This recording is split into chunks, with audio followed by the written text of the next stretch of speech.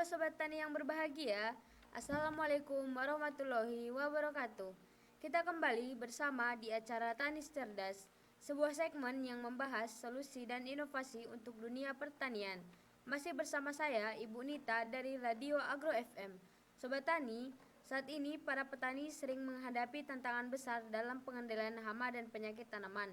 Untuk membahasnya, telah hadir dua narasumber hebat, Mbak Anggun, pemilik kios pertanian di Pasar Tani, dan Ibu Firda, petani pangan yang sudah mengabdikan dirinya selama 10 tahun di Desa Sukamakmur. Selamat pagi Ibu Anggun, apa kabar? Halo Mbak Nita, keadaannya saya baik-baik saja. Alhamdulillah. Selamat pagi Ibu Firda, bagaimana kondisi lahan saat ini? Pagi Ibu Nita, tentunya kondisi saat ini kan saya petani jagung, terutama kalau jagung itu sendiri kan pasti banyak sekali untuk serangan hama sama penyakit. Mungkin dari nanti diskusi kita bakal ada gimana sih caranya ataupun solusi untuk menghadapi hal tersebut. Baik, terima kasih Ibu Nita dan Ibu Anggun.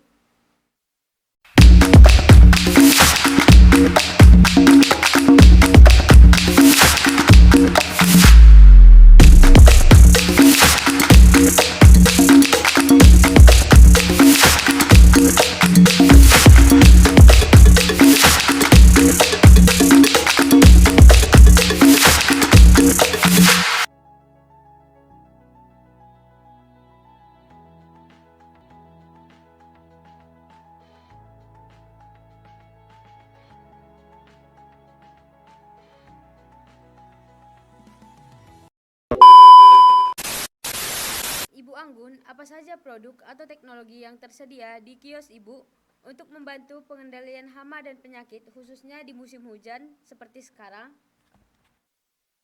Baik, terima kasih pertanyaannya untuk Mbak Nita.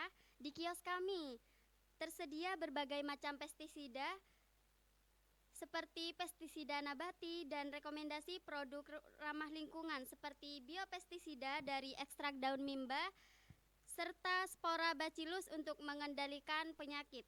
Kami juga memberi edukasi cara pemakaian yang tepat agar efektif dan aman bagi tanaman. Intinya saya mempromosikan pengendalian hama terpadu. Baik, terima kasih atas jawabannya Ibu Anggun. Ibu Firda, pengalaman apa yang Ibu rasakan dalam menghadapi hama dan penyakit di lahan? Adakah cara khusus yang digunakan untuk mengurangi serangan hama tanpa merusak lingkungan? Ya Mbak Nita, saya kan ini petani jagung ya, tentunya pasti banyak serangan hama sama penyakit.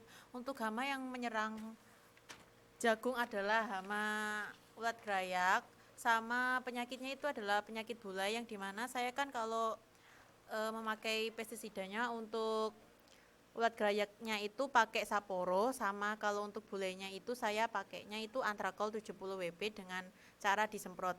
Nah, biasanya itu kan ulat grayak itu kan semua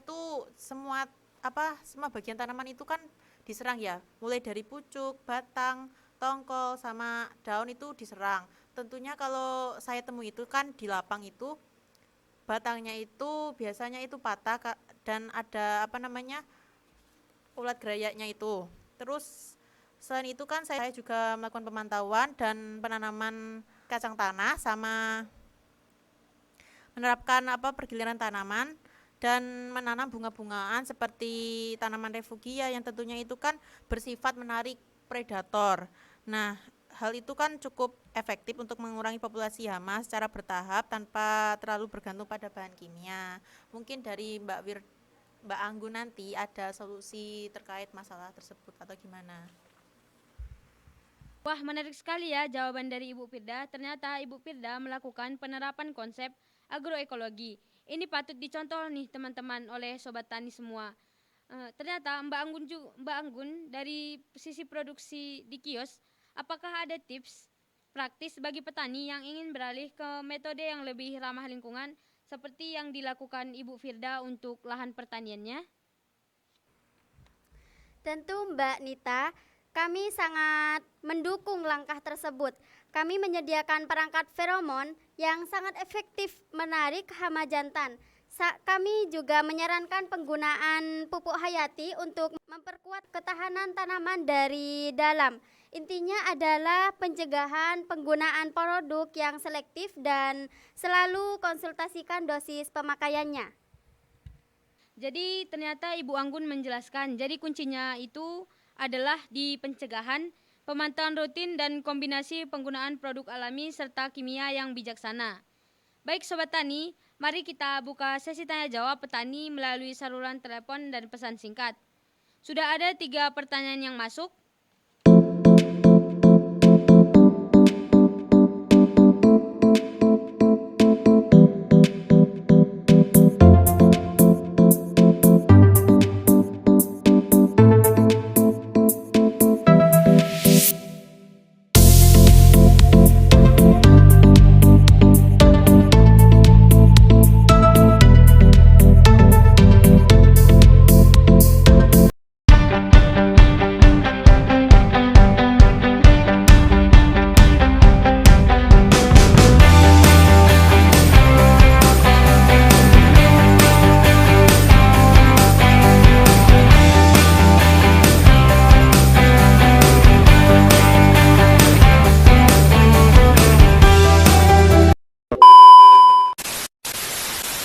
Pertanyaan pertama dari Bapak Andre di Desa Makmur Jaya.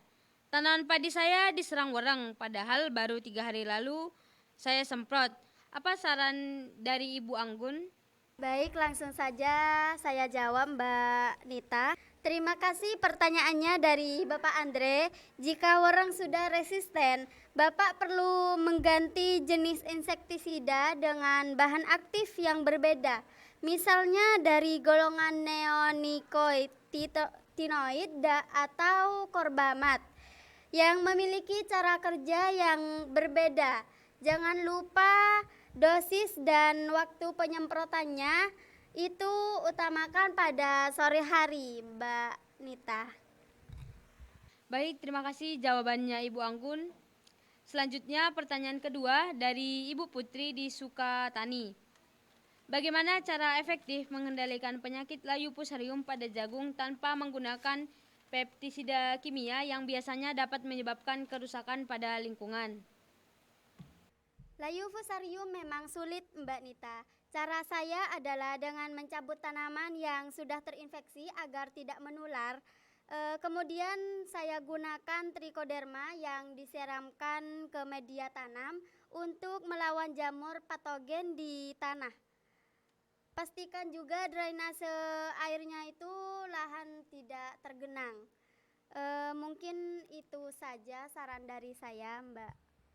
Pertanyaan terakhir dari Bapak Angga, ia bertanya, produk apa yang paling efektif untuk pencegahan penyakit saat musim hujan, khususnya pada tanaman sayuran yang berupa tanaman sayuran daun?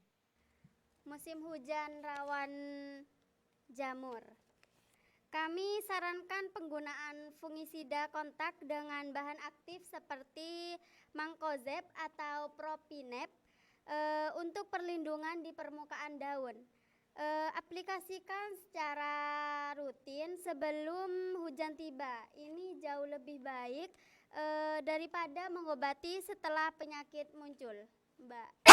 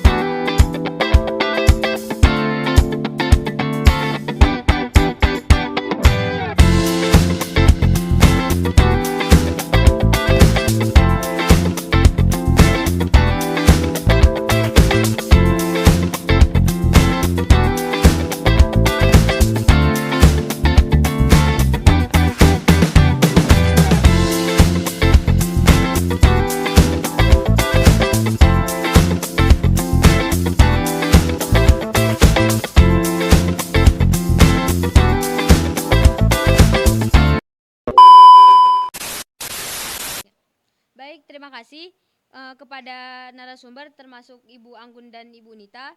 Sudah terjawab tuntas pertanyaan dari Sobat Tani. Tentu kita tidak lepas dari Penggunaan bahan kimia.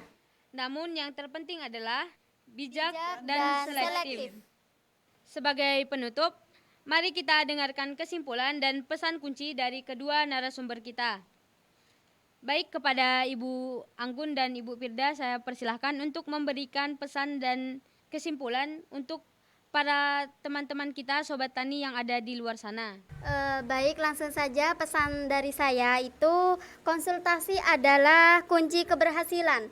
Jangan ragu bertanya pada kami atau penyuluh yang lain, gunakan pestisida sesuai dosis dan sasaran. Kesehatan tanaman adalah investasi jangka panjang. Baik, tentunya pesan dari saya yakni adalah yang pertama itu kita tuh harus mengenali lahan terlebih dahulu. Karena apa? Soalnya kalau kita nggak menerapkan kayak sanitasi lahan atau pembersihan lahan itu, maka akan rawan terserang hama sama penyakit. Yang kedua adalah kita harus mengenali tanaman yang akan kita tanam itu tanaman apa. Apakah tanaman itu sudah aman dari hama dan penyakit? Itu sih. Yang ketiga itu kita juga perlu menerapkan sistem PHT tentunya dan melakukan pengamatan setiap hari serta mengintegrasikan metode alami seperti pergiliran tanaman, sistem tumpang sari, penanaman bunga penarik predator. Untuk pesan saya yang terakhir tentunya adalah semangat untuk para petani di luar sana supaya terhindar dari risiko gagal panen.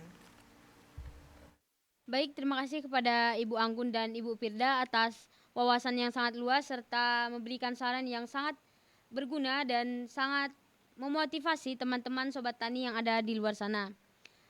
Sobat Tani, kita sudah sampai di penghujung acara. Kesimpulan hari ini, pengendalian hama yang efektif meliputkan dan melibatkan sistem PHT, yaitu perpaduan pengamatan rutin, penggunaan bahan alami, biopestisida atau predator, dan penggunaan bahan kimia secara bijak dan terarah, selektif dosis, ganti bahan aktif untuk cegah resisten. Ingat, petani cerdas adalah petani yang menjaga hasil panen sekaligus menjaga lingkungan. Terima kasih banyak atas kehadirannya Ibu Firda dan Ibu Anggun atas wawasan yang luar biasa.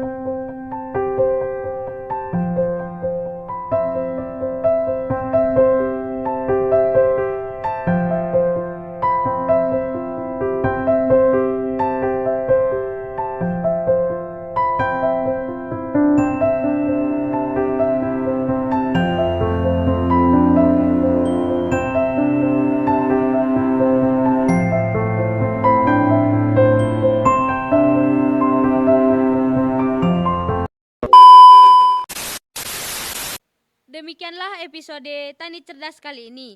Sampai jumpa di episode berikutnya dengan solusi pertanian yang inovatif. Saya Nita dari Radio Agro FM undur diri. Wassalamualaikum warahmatullahi wabarakatuh.